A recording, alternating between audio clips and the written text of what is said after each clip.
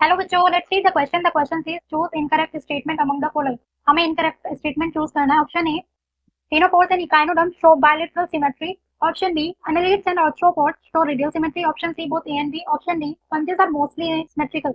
Now let's see the concept of this question. Key concept is symmetry. Symmetry एक important fundamental feature है जिसके basis से animal kingdom को classify किया गया है। सिमेट्री का मतलब होता है जब हम किसी बॉडी के सेंट्रल एक्सिस से प्लेन पास कराए और बॉडी दो इक्वल हाफ में डिवाइड हो जाए तो उसे सिमेट्री बोलते हैं और बोल सकते हैं कि इस ऑर्गेनिज्म के अंदर सिमेट्री प्रेजेंट है। Body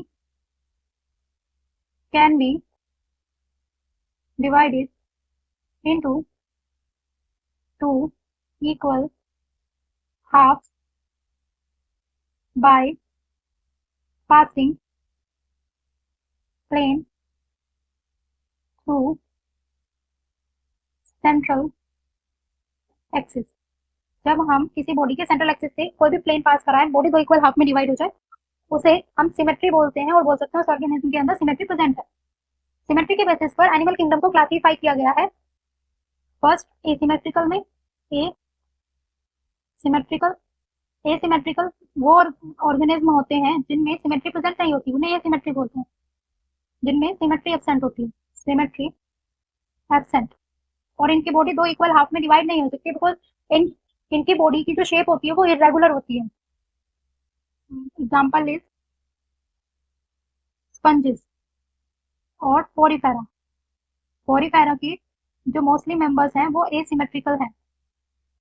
next symmetry is radial symmetry.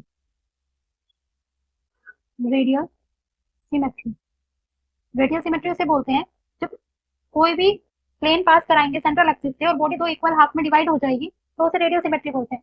When any plane passes through central axis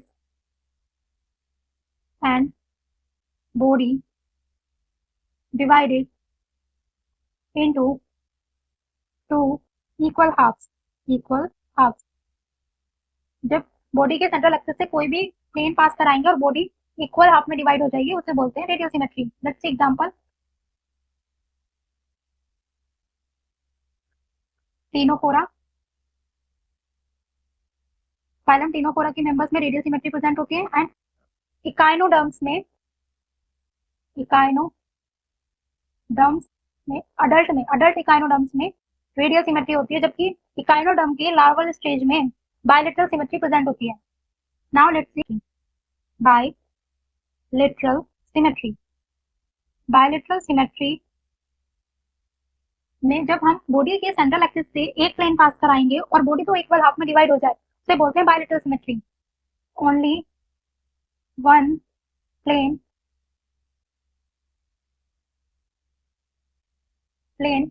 passes through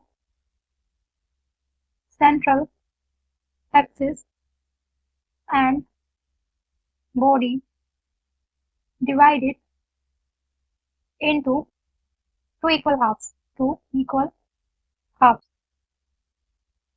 जब बॉडी के सेंट्रल एक्सिस से सिंगल प्लेन पास कराएं और बॉडी दो इक्वल पार्ट में डिवाइड हो जाए उसे बोलते हैं bilateral symmetry. Now let's see examples. Examples are annelids and arthropods.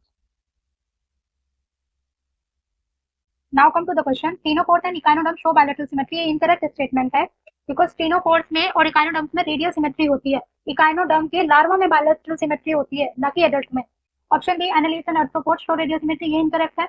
annelids और arthropods की body में bilateral symmetry present होती है। Option C, both A and B. Option C is correct because हमें इनकरेक्ट स्टेटमेंट फाइंड आउट करने थे और both A and B दोनों ही स्टेटमेंट इनकरेक्ट है। Option D, sponges are mostly asymmetrical, ये करेक्ट स्टेटमेंट है बिकॉज स्पंजेस यानी कि पोरीफेरम फाइलम के मेंबर्स की जो बॉडी है वो इरेगुलर शेप की होती है मोस्टली ऑर्गेनिज्म की, इसलिए वो एसिमेट्रिकल होते हैं।